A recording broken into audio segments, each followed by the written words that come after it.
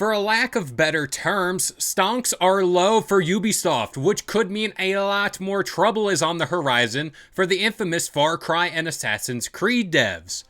But find out why. Up next.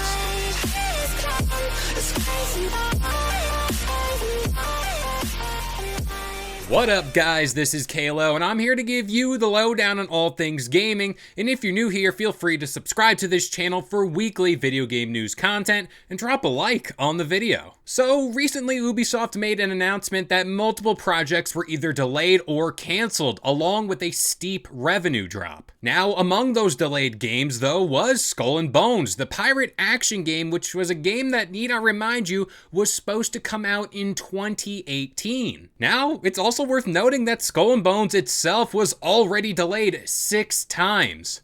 Cyberpunk who? Now, the game is expected to release in the company's next fiscal year, which would be around April 2023 to March 2024. Now, to find some silver linings here, Axios reports that there won't be any layoffs to any of the devs currently working on the 3 canceled projects. Rather, they will be shifted to other projects. Now, why did this all happen to begin with? Ubisoft CEO Yves Guillemot cited a bunch of games were underperforming sales-wise, while specifically mentioning spending reluctance on games like Just Dance 2023 and Mario's plus Rabbids Sparks of Hope. As a result, Ubisoft has now revised their next booking projections, which basically means how much money they're going to make year over year, down to more than 10% versus a previous projection of 10% growth. This projection had a domino effect, which caused their stocks to take a dive to around nearly 21% after the news broke. It's also worth noting that the pace in which Ubisoft has developed these massive open world games like Far Cry and Assassin's Creed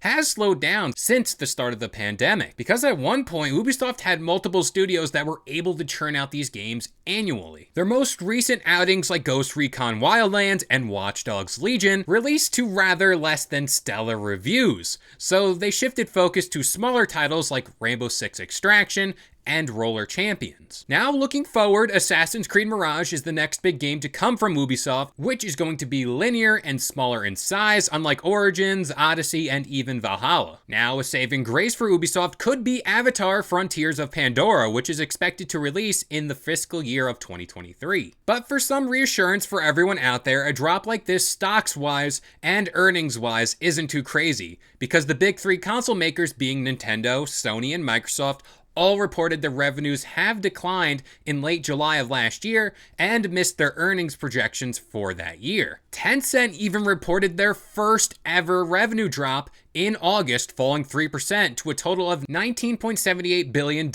with gaming revenue declining 1%.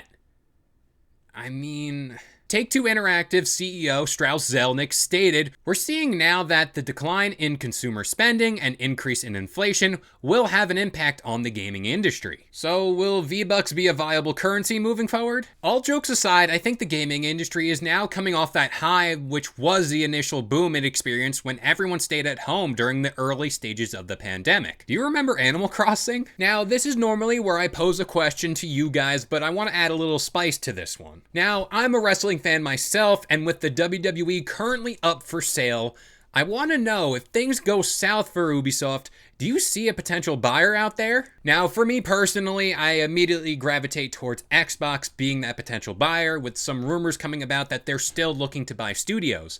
But with this whole FTC Call of Duty thing, I think that's gonna cool off. But that about does it here. I've been Kalo. I gave you the lowdown on all things gaming. Again, if you're new here, feel free to subscribe to this channel for weekly video game news content. Drop a like on the video, and I'll see you guys next time.